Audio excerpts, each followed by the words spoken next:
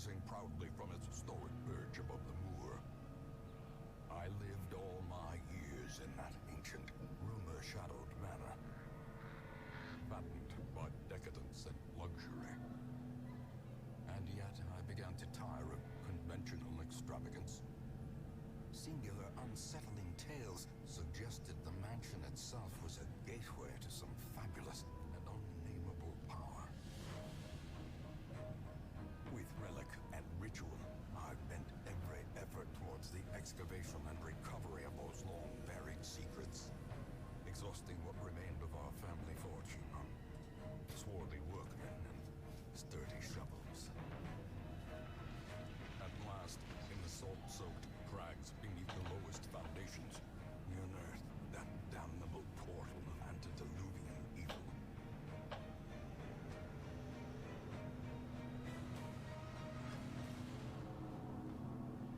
Our every step unsettled the ancient earth, but we were in a realm of death and madness. In the end, I alone fled laughing and wailing through those blackened arcades of antiquity, until consciousness failed me. You remember our venerable house, opulent and imperial. It is a festering abomination. I beg you, return home, claim your birthright, and deliver our family from the ravenous, clutching shadows of the darkest dungeon. Oh. Hello Internet, my name is Zerotrance, and welcome to Darkest Dungeon. Now, I've played this game before many times. I've gotten pretty decently far in it, and while I was playing Warcraft, it occurred to me, hey, this would make a pretty good series. At least I think so. We'll see. If not, then, well, anyway. Point being, I've never beaten this game. And for a long time, I thought I probably never would, just because I do like it. It's just, it's hard, and you know, it can be unpredictable at times. But otherwise, I thought, you know what the hell, I'm going to record myself playing this game, and maybe I'll beat it on camera, or on recording, and if I do, that'll be great, and I can finally put this behind me. So, without further ado, let's get started. Oh, I have to, okay, so I thought I had set up a thing already, but looks like I have to do that. Okay, whatever. So, here's where it's gonna go down. I have all the DLC. However, at this point in time at least, I will not be playing Crimson Court or Color of Madness, just because I feel those DLCs really complicate early game play. And I think it'd be more interesting, just in general, to save it to the end. That's what I usually do with, like, most DLC anyway. Like, so we're just gonna be playing right now with the Musketeer skin, the Districts, the Flagellant, and the Shieldbreaker. That's the only DLC we'll really be playing with right now. We'll be playing on Darkest.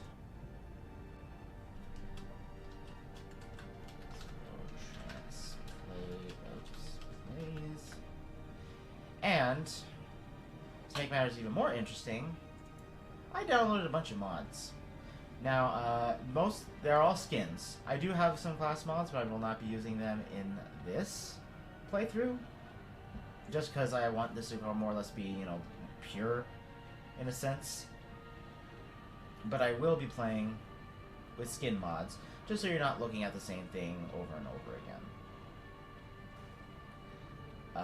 So I'll be right back. I'm going to activate all these mods, and yeah, see you real soon.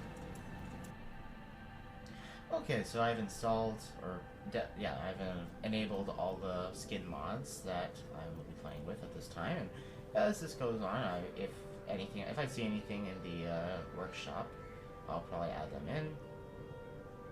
But for now, let's get started on our journey to the darkest dungeon.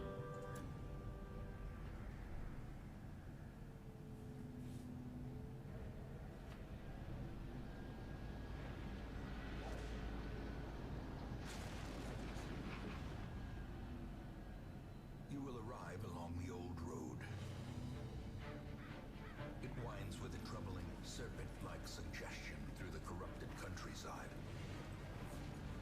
leading only, I fear, to ever more tenebrous places. There is a sickness in the ancient, pitted cobbles of the old road, and on its writhing path you will face viciousness, violence, and perhaps other damnably transcendent terrors.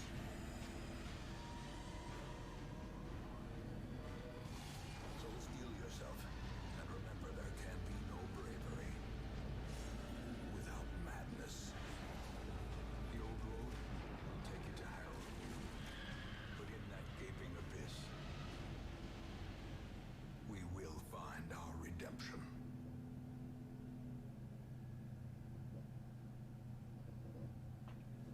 With the stagecoach destroyed and the caretaker gone, you will have to make the journey to the hamlet on foot. So yeah, for those of you who are familiar, this is a heavily Lovecraft-inspired game. So the language is very purple and very what's the word for it? Not eloquent per se. It's more just like, uses a lot of big words, and it's kind of comical almost. But it really adds to the atmosphere, and it really makes the game very iconic and recognizable. Alright. Reynold and Dismas.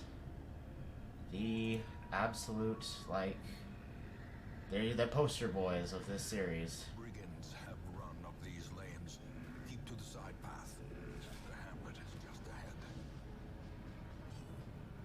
Dispatch this thug in brutal fashion, that all may hear of your arrival. Oh, come on. I usually like to get this guy in one, but... yeah, so... you do have to play through the tutorial every time you start the game. I kind of wish there was an option to not do that. I mean, there is an option to, like, turn off tutorials, but... you do always have to play... Awarded to the brave and the foolhardy alike. yeah, you will always have to play through the tutorial missions. There is much to be found in forgotten places. I really don't want to turn off the narrator, just because he's so cool. Message. The rightful owner has returned, and their kind is no Ooh, longer wow, a crit. Nice. I'll make this really easy. Oh, come on. Maybe not. No, he can still attack from that area, but... come on, let's bleed him out. Yeah.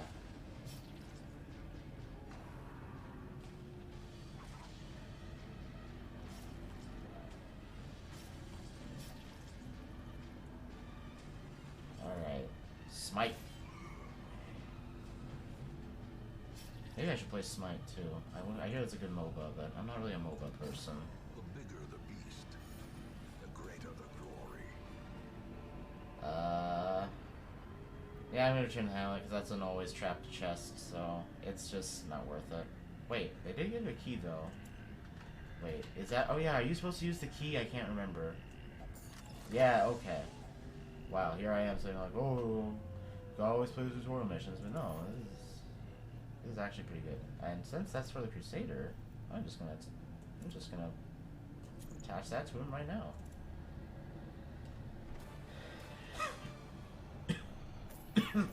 Sorry.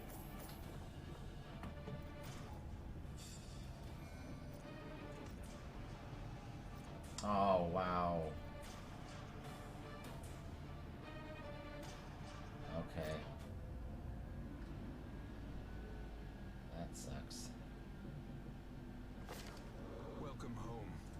such as it is. This squalid hamlet, these corrupted lands, they are yours now, and you are bound to them. Yeah, this guy's just gonna be talking for a while. I just want to get rid of all these exclamation points. And outlaws, fools, and corpses. All will find their way to us now that the road is clear. Wow. In time, you will know Oh, the man. tragic extent of my failings. Trinkets and charms gathered from all the forgotten corners of the earth. So I don't know how I'm Will end up here, going to go. covered in the Hold poisoned on. earth, awaiting merciful oblivion. I don't know how I'm gonna go about the naming convention for this, because I usually do like to name my heroes. It's just fun, and you know, makes it a lot more personal when they die. But we're probably gonna be going through a lot of heroes, and I don't know. I'll probably just keep them with like their default names just to make things easier and go faster. Because otherwise, you probably guys don't want to watch me wait like 5 minutes, like trying to name these people. So yeah, we'll just go with their default names. We always got Raynal and Dismas, who will most likely die, unfortunately.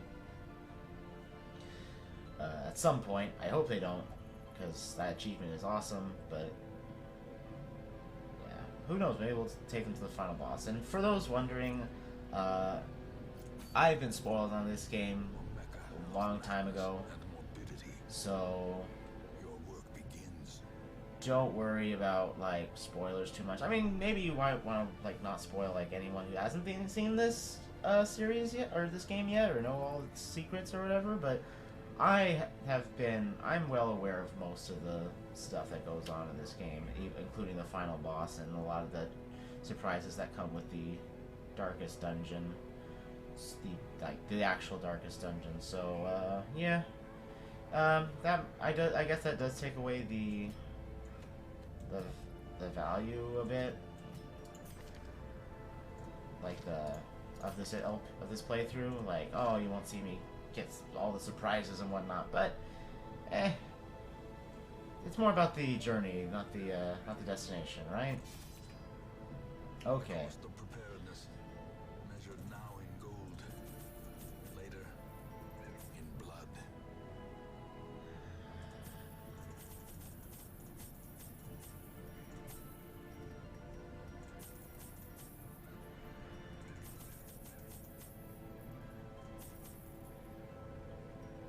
Let's see. That should do it, I think. I know laudanum is like, it like decreases stress for your heroes, but I never really invested in it, and I always just saw it as a waste of money. But if I'm wrong, like, let me know, like, if laudanum is actually pretty good. So, or yeah, that's how, yeah, laudanum, okay.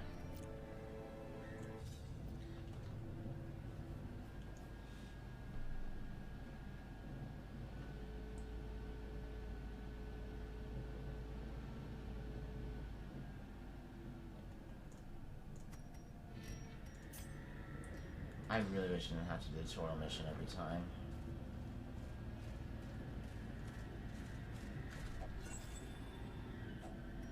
Finding the stuff is only the first test.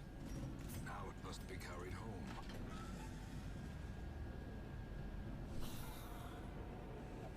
Oh, you gotta get. I'm having the worst luck. I'm having the worst luck. The best part about this game is that you can't script a lot of things, like reactions and all that. So all this is gonna be genuine. All the frustration is gonna be genuine because it's all RNG, baby. Be gone, fiend. Be wary. Triumphant pride precipitates a dizzying fall. Okay. A handsome reward for a task well performed. Okay. Even the cold stone seems bent on preventing passage. Come on, don't be surprised. Alright, good. Play grenade. complain about Bloodborne grenade. Executed with impunity. I really hope someone got that reference.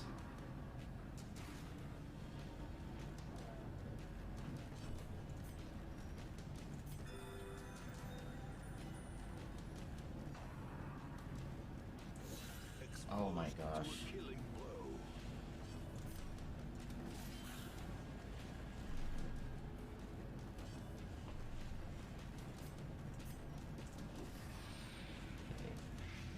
That should take care of it. You know what?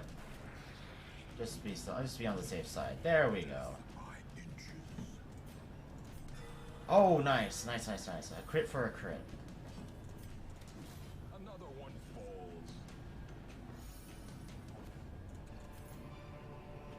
Foolish horrors. Brought low and driven into the mud.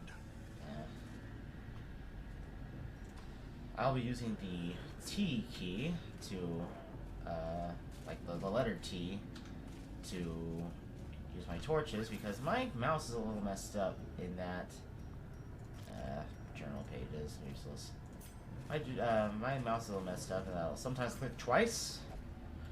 I don't want to accidentally use 2 torches. So, yeah, and it's just easier to use just to press the T button, so you know, don't have to worry about going into the inventory and yeah,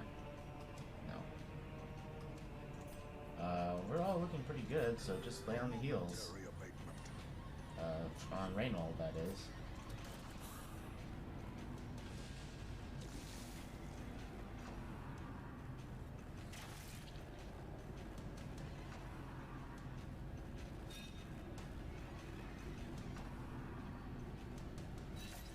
Uh-oh, it's not looking too good.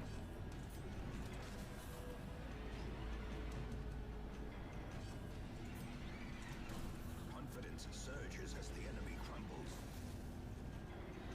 Okay. I don't know if that really does anything. Oh yeah, lights them. Nice. Yeah, I'm gonna say it right now. I'm not I wouldn't consider myself like a master at this game. Like I know a bit. Like I know I think I'm pretty good at it, but or at least as good as you can be in a game that's very high RNG heavy. But I don't know all the stats or the build or whatever. And, there's like I just play to play it. I mean, and by stats and builds, by the way, I mean like party composition and combat skill combinations and stuff. Because I know there's no it's not like Dark Souls where you build your. Oh, come on.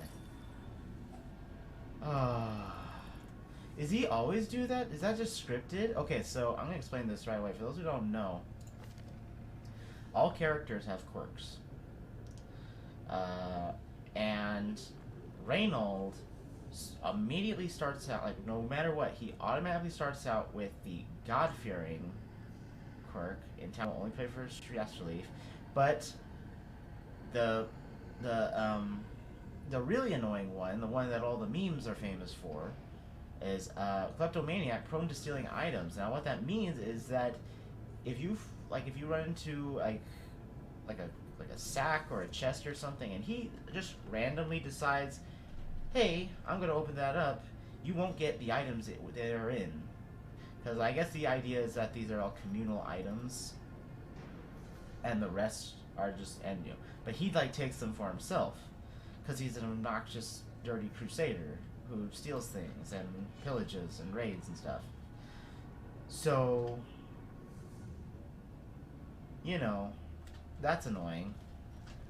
Now, there are ways to remove quirks, but I always find, I just don't bother with removing quirks, because I feel like it's, again, I'm probably wrong. It's probably for me, it just feels like a waste of money. I mean, it is worth it in some cases if they just get too out of hand, or if the quirks make the character basically unplayable, or unable to relieve stress in any way. But I've just never. I'm always afraid of just spending money on perks, and I'd much rather spend it on stress relief or provisions. So yeah.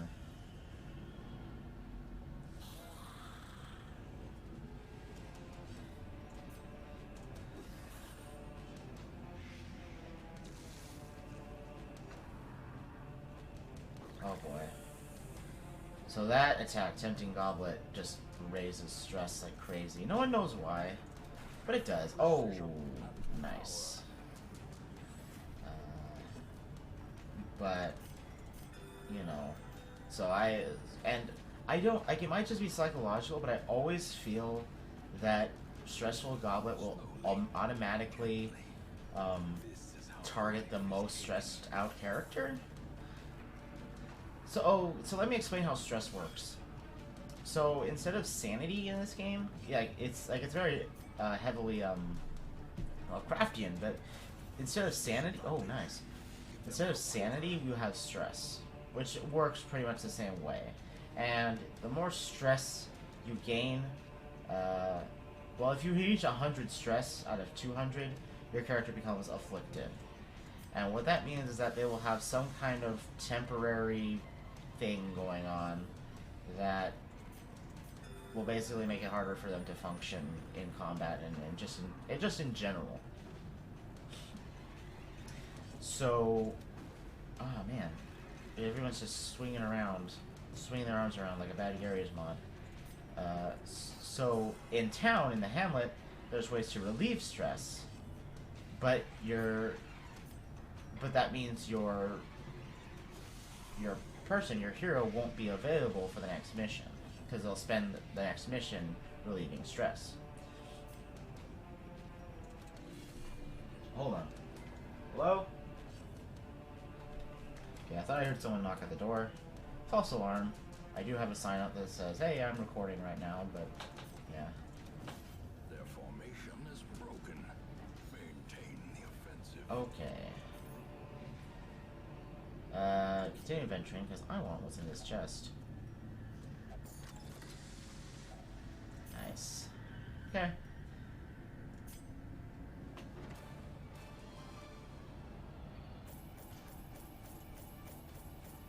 Nice. That's over 7,000 gold.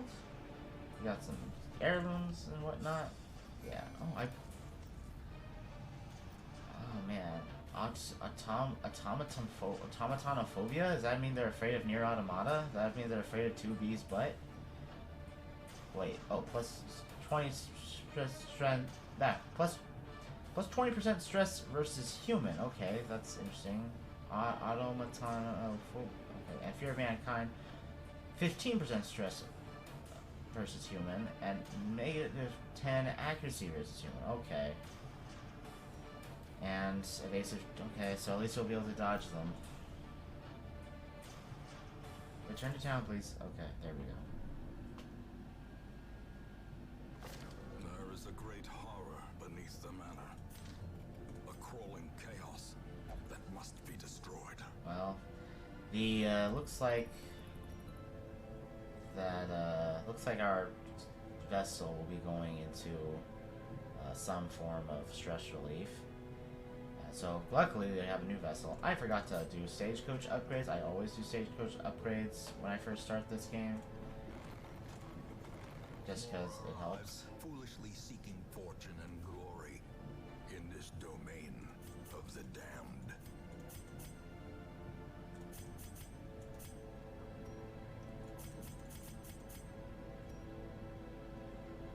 Okay, that's good. You can also trade heirlooms to make other heirlooms. You need heirlooms to make upgrades to your hamlet. And I always go for stagecoach upgrades, because the more, the merrier, right? Word is traveling. Ambition is stirring in distant cities. We can use this.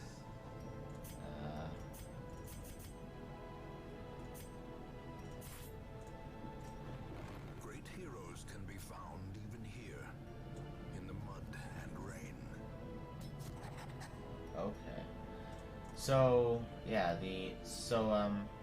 stress relief is now available. And you have two forms of stress relief. You have the Abbey, and you have the Tavern. The cobwebs have been dusted, the pews set straight. The Abbey calls to the faithful. So the Abbey is for, like... I don't think it... Both, I think, have the same effects, or more or less. But there are quirks that will decide, like, who can relieve stress where, for either the Tavern or the Abbey, and even further quirks that will determine if what form of stress relief they can take. Generally speaking, though, everyone can, like, the average hero can relieve stress wherever they want, but okay, you're looking pretty bad, so you're going into the penance hall. Fresh kegs, cards, and curtained rooms promise solace to the weary and broken alike. Okay. Well, anyway, that's the beginning of Darkest Dungeon. There's definitely going to be more to talk about and explain as things go on, but for now, I think I'm going to call it here for the first episode. So, if you enjoyed watching, good. Thanks for sticking around. If you stuck around this long, hopefully this won't be too long of a road, and maybe one day we will do what needs to be done to save the hamlet and restore our family name. Until next time.